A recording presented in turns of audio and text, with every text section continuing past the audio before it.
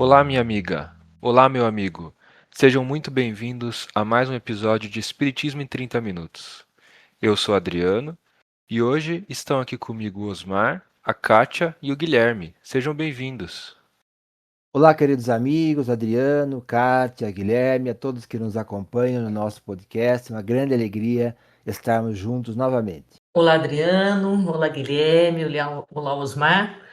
Olá a todos os companheiros que nos acompanham aí no podcast. É com grande alegria que a gente se encontra aqui mais uma vez para discutirmos assuntos tão importantes para a nossa vida. Olá a todos, olá companheiros de canal, olá a todos os ouvintes, prazer estar com vocês para continuarmos essa carreata em busca de mais conhecimento, mais compreensão a respeito da vida. E no episódio anterior, nós iniciamos uma conversa profunda sobre educação à luz do Espiritismo, refletindo sobre quem são os espíritos que chegam ao nosso lar e qual é a missão dos pais e dos educadores.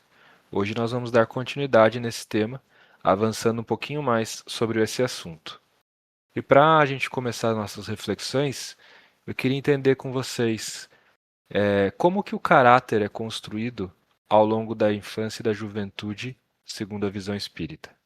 Adriano, na verdade, né, quando a gente fala em caráter, para muitos dá a impressão que o espírito já vem com um caráter construído, né, pronto.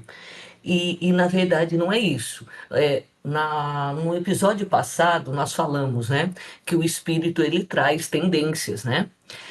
Traz as suas algumas qualidades, mas traz algumas dificuldades. E esse caráter ele é construído ao longo de para o espírito, né, ao longo de várias encarnações. Então, nós estamos num processo de construção do caráter, né? E como que eu faço essas construções? É por meio das escolhas. E essas escolhas, também é um processo que ela vai acontecendo desde muito pequenininho, né? Então, um ser reencarnado aqui na Terra, ou seja, uma criança, ela já inicia o seu processo muito cedo, com pequenas escolhas. Escolhas aquelas que os pais vão permitindo e vão abrindo caminhos para que ela possa fazer outras escolhas. Primeiro, são escolhas do cotidiano mesmo. Para quê? Para que ela possa fazer repetidas vezes boas escolhas e aprenda. E precisa, para que você escolha algo, você tem que fazer algumas reflexões, né? Então, é o processo educativo. Então, eu preciso conhecer algo, né? Então, caráter, eu preciso ter conhecimento moral, que isso é a educação que os pais vão fornecer para essa criança, né? Então, a partir desse conhecimento moral, que é a fase educacional da criança no lar, ela vai fazendo pequenas escolhas, né? Então, começa dentro do lar, na própria escola, e essas escolhas vão sendo repetidas diariamente, né?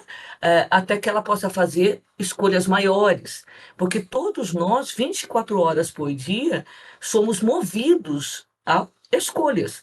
E é isso que permeia o nosso futuro. E assim nós vamos construindo o nosso caráter. Chega um momento que, a partir de tantas repetições, aquilo fica algo automático. Então, o bem para espíritos que já avançaram além dos nossos passos, fazer o bem para eles é algo natural. Para nós ainda, nós temos que reforçar isso em nós através de várias e várias escolhas, repetidas escolhas no bem, até que nós possamos fazer isso de forma automática, fazer o bem pelo bem e não esperando alguma consequência e geralmente esperando que isso retorne para nós. Retornará, com certeza, mas conscientemente quem faz o bem é pelo bem. É pelo bem da comunidade, é pelo bem de todos. Então, sempre o pensamento, ao tomar uma decisão, ao fazer uma escolha, é não pensando em si mesmo, mas pensando no coletivo, né? Então, deixa-se de ser egoísta, e passa a compreender que o bem só é o bem quando é para todos. Lembrando que nosso filho é um espírito, né? Nós todos somos espíritos. nosso educando é um espírito. Então, acho que também vale a pena muito pensar que esse espírito que somos e que é o nosso educando tem que entender que vale a pena fazer o bem, né? Que o bem é o correto. O que que é o bem? O bem é fazer ao outro o que eu gostaria que me fosse feito, sem esperar do outro que faça o bem, né? Então, isso é para nós, na visão espírita, fazer o bem. Então, caráter, essa construção do caráter que a Kátia comentou, né? Tem a ver, acho que com isso. Construção do bem porque o bem é o melhor a ser feito. E então, como um grande valor do espírito. Então, quando a gente fala em caráter, na construção desse caráter, e Kardec vai dizer que educação é um conjunto de hábitos adquiridos, hábitos, que hábitos? Porque podem ser bons, geralmente o hábito é um bom hábito, senão seria um vício, né? Nós pensamos que vale a pena fazer o bem porque estamos alinhados às leis divinas e que é vantajoso moralmente ao espírito fazer o bem. Por que que eu falo isso? Porque a nossa conduta muitas vezes ela é regrada pelo interesse imediato. Então não é a gente chama de pessoas de mau caráter, ou seja, ela não tem uma visão de beneficiar o próximo, e sim de beneficiar a si mesmo, seja nos negócios, seja nos relacionamentos, em qualquer situação. Então, entendermos que vale a pena fazer o bem para nós a longo prazo, a médio prazo e até a curto prazo, mesmo que não seja benéfico num primeiro momento. Por exemplo, eu ser honesto o tempo inteiro nos meus impostos, nos meus relacionamentos pessoais, na minha vida econômica, profissional, pode não ser um bom negócio a princípio, porque o ser honesto pode me levar a não levar grandes vantagens financeiras, mas é o certo. Então, esse ser o certo tem que estar muito forte na nossa consciência, na nossa mente, para que a gente não se deixe levar pelas vantagens aparentes do momento, num negócio, numa venda, num trabalho, num relacionamento, em qualquer outra situação da vida. Eu tenho que entender que eu tenho que construir o meu caráter de forma que essas questões que possam me corromper num primeiro momento não tenham influência sobre mim. E a gente pensa aí nos políticos, né? Pensa nos homens de poder, pensa nas pessoas famosas, mas e nós? Nós também não temos essas fragilidades, não nos deixamos levar muitas vezes pelo interesse imediato de um negócio, de uma vantagem. Isso também é uma falha de caráter. Então, construir o caráter é isso, é ter muito claro que os nossos valores são inegociáveis, eles não têm preço, né? Eles são inegociáveis. Ser honesto, ser digno, ser ético, ser transparente, ser uma pessoa confiável. E acho que o espírita precisa ser tudo isso, porque ele é cristão. Ser confiável, ser honesto, ser transparente, ser ético, é uma construção que realmente é um esforço muito grande do espírito, né? Outra coisa que nós temos que ter em mente também é que o caráter desse espírito, ele não é algo que está sendo moldado nessa encarnação. Ele parte desse caráter já vem sendo construído a outras encarnações e muitas vezes até mesmo a partir daqueles espíritos que estão encarnados com eles agora. Espíritos que fazem parte dessa jornada dele, né? Então, o que os pais devem ter em mente também é que não deve moldar a criança a partir do que ele acha que é certo, né, de uma consciência. Isso deve haver um intercâmbio entre esses dois espíritos, porque são espíritos que, apesar de naquele momento veio antes do outro, né, vamos dizer assim, eles são espíritos que servem para trocas de conhecimentos, né?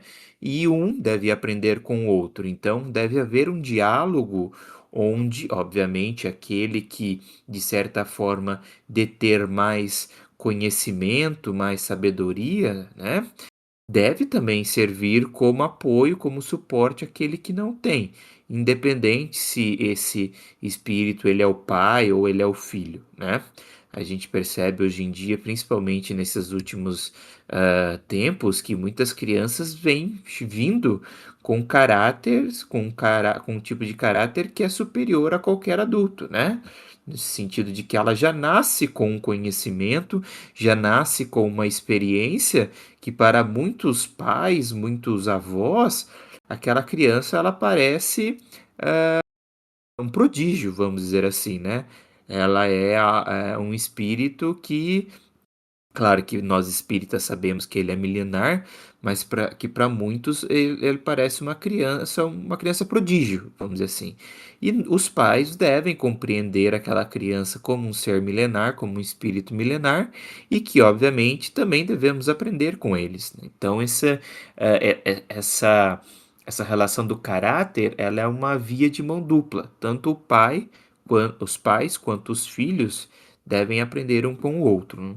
E olha que interessante, tem uma frase maravilhosa de Kardec no Livro dos Espíritos, como todas, né, logicamente, mas essa me chama muito a atenção, que ele diz: sem educação não pode haver segurança social.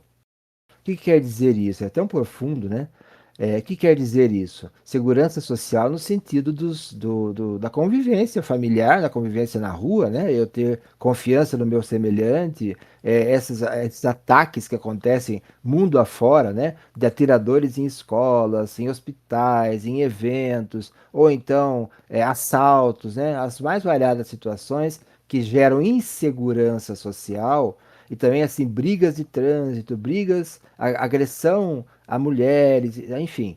Por quê? Porque não há uma educação desses espíritos. Educação no sentido do respeito ao próximo, no sentido do trabalharmos as nossas dificuldades de compreensão da vida, de preconceitos, de intolerâncias, né? Para que haja então segurança social, para que eu não precise agredir o outro, nem ser agredido pelo outro, para que eu possa confiar no meu semelhante.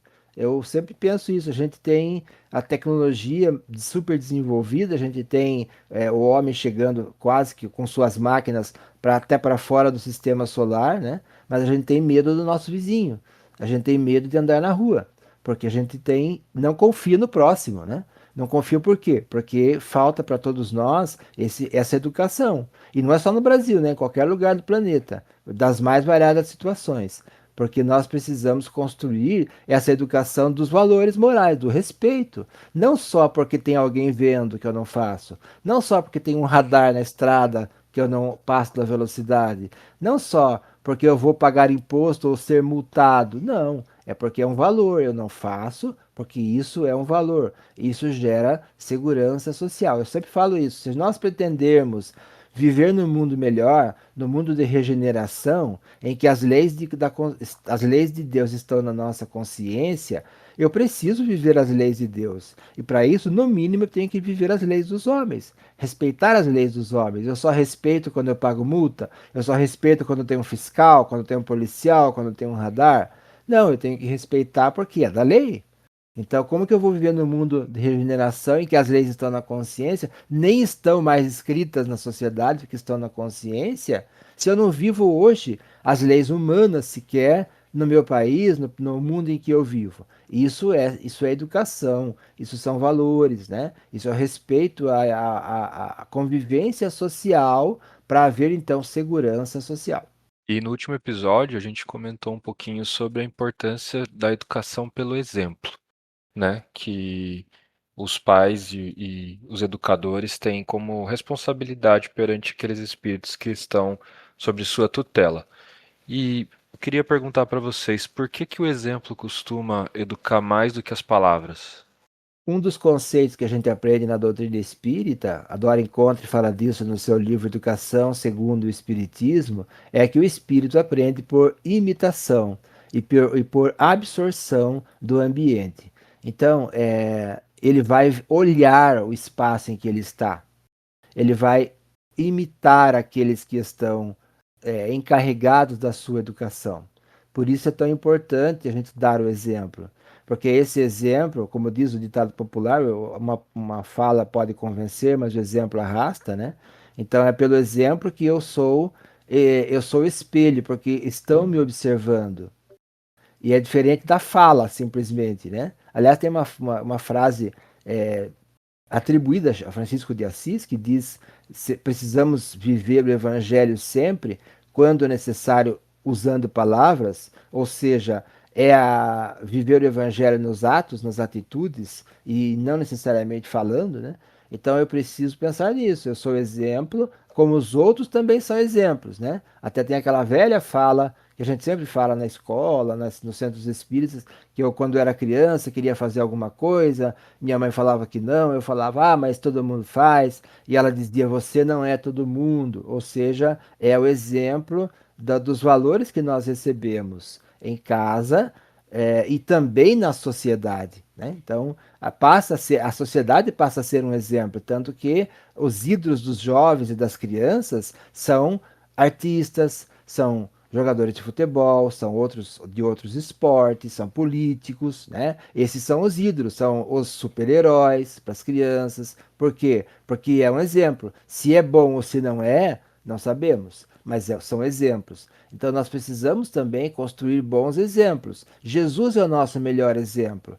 Então precisamos levar aos nossos educandos o exemplo de Jesus, não como um mito, não como uma parte de Deus, não como um salvador, mas como um representante de um exemplo a ser seguido, como o maior exemplo a ser seguido. E, Osmar, nós vamos ver lá no Evangelho segundo o Espiritismo, no capítulo 14, Santo Agostinho fala assim, né? Tomai conhecimento dos vossos deveres, né? Falando com os pais, os, os tutores, né? E ponde todo o vosso amor em aproximar essa alma de Deus. É essa missão que vos está confiada e da qual recebereis a recompensa se a cumprirdes fielmente. Então é assim, é, a, a constituição familiar, ela é muito importante, né? É o lugar seguro. Deveria de ser o lar o lugar seguro, onde essas crianças, jovens, adolescentes, né, estão aí aprendendo, construindo caráter e mirando exemplos. E esses exemplos, é por isso que existe a hierarquia familiar, é necessário isso, né? O pai, a mãe, o filho, para que ele possa olhar para esses espíritos que chegaram na Terra antes deles e firmaram o compromisso de ser pais, tutores, e sentir segurança. E ele só vai sentir segurança se ele puder mirar nos exemplos que os pais dão, porque as palavras ficam soltas se não houver o exemplo. Então, educar é um processo difícil, mas compensador, porque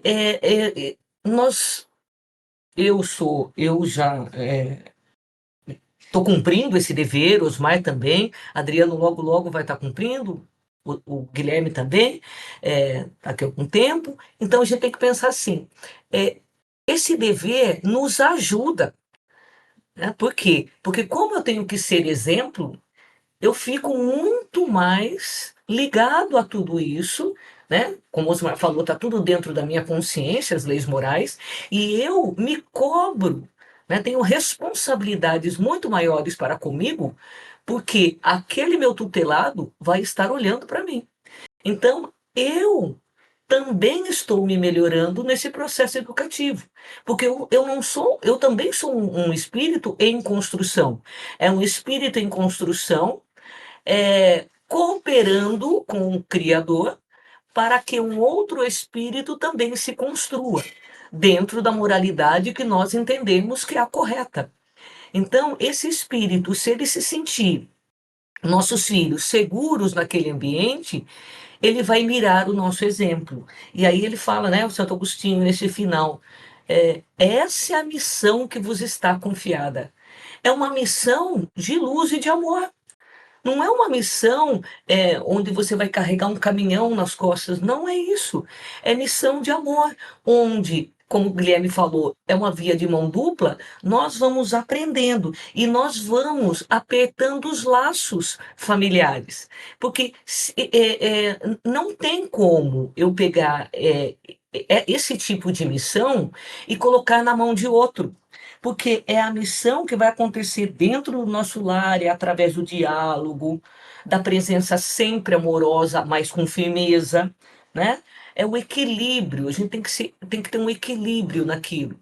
O filho tem que olhar e falar assim: eu acredito no que ele está falando, né? E eu não posso delegar isso para a escola, para o centro espírita. Não, isso é o dever dos pais.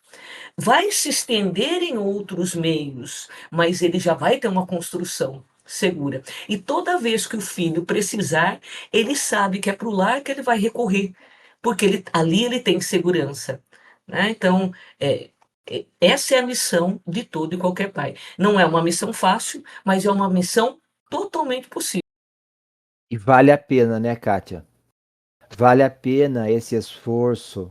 É como se fosse um investimento. Nós não fazemos investimentos na nossa casa, nós não fazemos investimentos financeiros, investimentos em planos de saúde, pensando no nosso futuro. Vale a pena esse investimento da educação, não necessariamente no pagamento de uma escola, que pode acontecer, é válido, mas no investimento da atenção, da presença, da convivência, você prestar atenção na sua conduta, porque a sua conduta passa a ser exemplo para o seu filho, para o seu neto, para o seu sobrinho, para aquele que está na sua convivência. Vale a pena, porque esse espírito vai aprender. Mesmo que aparente não estar aprendendo, ele vai aprender, ele está te observando, ele está vendo em você uma referência. E ele vai. A gente faz isso o tempo inteiro. Olha, a gente lembra do nosso pai, da nossa mãe, da nossa avó que fazia tal coisa, que falava tal coisa, que tinha um ditado. Ah, minha avó falava isso. Em várias situações. Tinha um prato que ela fazia, meu avô fazia tal coisa. Então, a gente se lembra, isso passa a ser referência. Então, pense nisso. Vale a pena esse esforço pela autoeducação quando você está representando o papel do educador na condição de pai, de mãe, de educando. E lembre que a casa espírita também pode te ajudar nisso. Não é uma atribuição dela, né? Logicamente, como a Kátia falou, mas ela vai te ajudar no próprio conhecimento doutrinário espírita, no estudo doutrinário e na evangelização infantil, na mocidade espírita e no grupo de pais. Porque aí você tem um espaço de diálogo em que você pode trocar experiências no grupo de pais, com outros pais, com aqueles coordenadores que ali trabalham, te orientando. Então você aprende junto como educar, que realmente, claro, não é fácil, é um grande desafio, porque também passa pela autoeducação. Você é um exemplo, então você tem também que se educar, se transformar o tempo inteiro. Então é um desafio grande, mas com certeza, se Deus nos coloca essa responsabilidade, Ele sabe da nossa capacidade de executar bem esse trabalho. E a gente vê muitas famílias trazendo uma certa dificuldade de relacionamento com os filhos, né? Quando eles atingem uma idade aí de pré-adolescência, adolescência, alguns falam de aborrecência, né? E eu queria entender por que que a adolescência ela costuma ser um período de tanto desafio, conflito, questionamento com os pais, né? Entre pais e filhos. Kardec, como educador que era, ele faz essa pergunta aos espíritos. Aliás, Kardec que convivia com os adolescentes, porque ele tinha escolas, né? Ele era professor, ele era educador. Ele pergunta na questão 385 do Livro dos Espíritos qual o motivo da mudança que se opera no seu caráter, ou seja, do espírito, a uma certa idade, e particularmente ao sair da adolescência. É o espírito que se modifica? Então, Kardec estava pensando o que acontece com o adolescente, né? Acho que é uma pergunta que os pais se fazem muito também, nós nos fazemos muito o tempo inteiro. O que acontece com o adolescente quando a criança deixa a infância e entra na adolescência? E os espíritos dizem, é o espírito que retoma a sua natureza e se mostra tal qual era. Então, ele já traz o seu conteúdo. E ele já foi modificado na infância pelo processo da educação da atual existência. Então, o que é o adolescente? É o espírito que já traz as suas tendências, que já traz o seu conteúdo, que não podia ser manifestado na infância plenamente, porque os órgãos ainda não estavam todos desenvolvidos, na adolescência agora estão, então ele pode se manifestar tal qual ele é com o que ele recebeu na infância. Então, com a nova educação, as novas influências e exemplos que ele recebeu na infância, dos pais, dos avós e da sociedade, da cultura em que esse espírito está inserido. Então, ele é uma nova pessoa. Ele é um novo espírito, quer dizer, no sentido de que tem mais conteúdos, mas ele já ainda traz aquilo que ele ainda carrega consigo. Então é um esforço maior ainda de compreender esse processo, a questão hormonal, né, a questão da inserção na sociedade, da aceitação por um grupo, porque o adolescente necessita estar sendo aceito num grupo. Na infância, ele estava lá no lar, no espaço de convivência do lar, no conforto, na segurança do lar. Os pais são os protetores, os pais são os provedores. Na adolescência, ele vai buscar grupos. Então ele vai querer, vai precisar ser aceito porque ele está saindo para a sociedade. Aí, de novo, a casa espírita pode ajudar, porque pode oferecer o grupo saudável, que é o grupo da mocidade espírita, da casa espírita. Nós, por experiência pessoal, Kátia, podemos dizer isso, né? Com nossos filhos, aqui o Adriano e o Guilherme, que a mocidade espírita vale a pena como espaço de convivência saudável entre os espíritos. Então, a casa espírita precisa ter estruturada uma mocidade espírita de sequência, que venha da evangelização, que as crianças já venham ano a ano da evangelização e passem para a mocidade. E aí vão frequentando a mocidade ano a ano até a idade aí que a casa espírita entender adequada. É um espaço saudável, é um espaço que pode formar grandes amizades para a vida inteira, como nós temos experiência, e de troca de experiências e de aprendizagem mútua. Então, vale muito a pena. É uma alternativa de um grupo saudável para o jovem que precisa estar inserido num grupo, especialmente na era digital, em que esse grupo pode ser virtual, em que você não conhece esse grupo, porque ele está lá na internet. Então é uma alternativa fundamental hoje em dia a mocidade espírita para este espírito que adentra a adolescência. Interessante que o Osmar falou agora, né? A questão da mocidade espírita, do grupo de convivência. É um grupo de convivência, até acho que algum tempo atrás eu e o Guilherme nós estávamos conversando sobre isso, e ele colocando o quanto foi importante, se ele quiser depois ele faz o comentário também, o quanto foi importante ele ter esse grupo de convivência na evangelização infantil e na mocidade, que foi se construindo também um elo de confiança, e que perdurará pela existência inteira, e com certeza são espíritos afins que já vieram com esse compromisso. Mas isso foram os pais que encaminharam. Né? Então, há necessidade dos pais encaminharem. Existem os momentos de rebeldia, sim, de que o jovem não quer ir, de que o jovem quer estar nas festinhas, de que quer estar com outro grupo. Existe, sim. Né? Mas aí, de novo, é o diálogo, é a conversa, é a família estar na casa espírita. Então, nós estamos agora, nesse momento, nós estamos na casa espírita. Depois, nós teremos outros momentos de convivências sociais fora daqui. E isso o jovem vai aprendendo. E também, Osmar, a importância do evangelizador na vida também desses espíritos. Porque hoje estamos aqui, eu, Osmar, Adriano, Guilherme, que nós convivemos por muitos e muitos anos dentro dessa evangelização, né? E hoje nós somos amigos. A importância, por quê? Porque nós temos os mesmos ideais. Então, foram construções de ideais, construções morais, que hoje nos permite, no diálogo, trocarmos ideias, ideias saudáveis. Né? Então, isso na fase adulta já.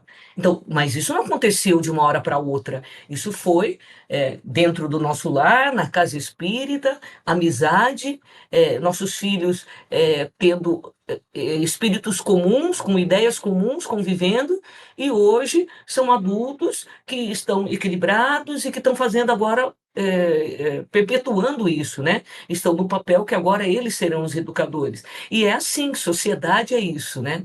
Não, só uma coisa que é importante também é essa inserção do espiritismo no cotidiano do jovem, da criança, porque muitas vezes o pai e a mãe levam a criança até o centro espírita e é aquela 1 hora lá que ele tem o convívio, o contato com o centro espírita e com aquele grupo, né?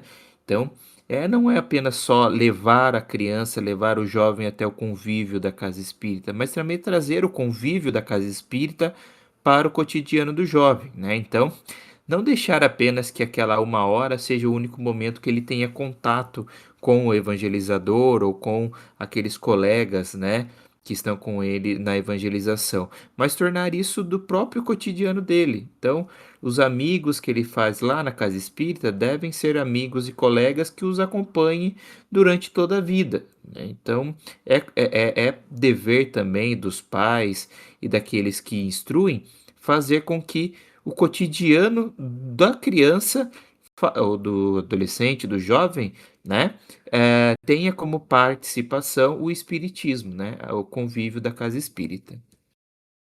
Educação, com certeza, é um assunto que suscita muitas dúvidas e muitos outros assuntos que vão se encadeando, né? E semana que vem nós retomamos para conversar um pouco mais sobre isso, detalhar um pouco mais esse processo que é fundamental na encarnação do espírito.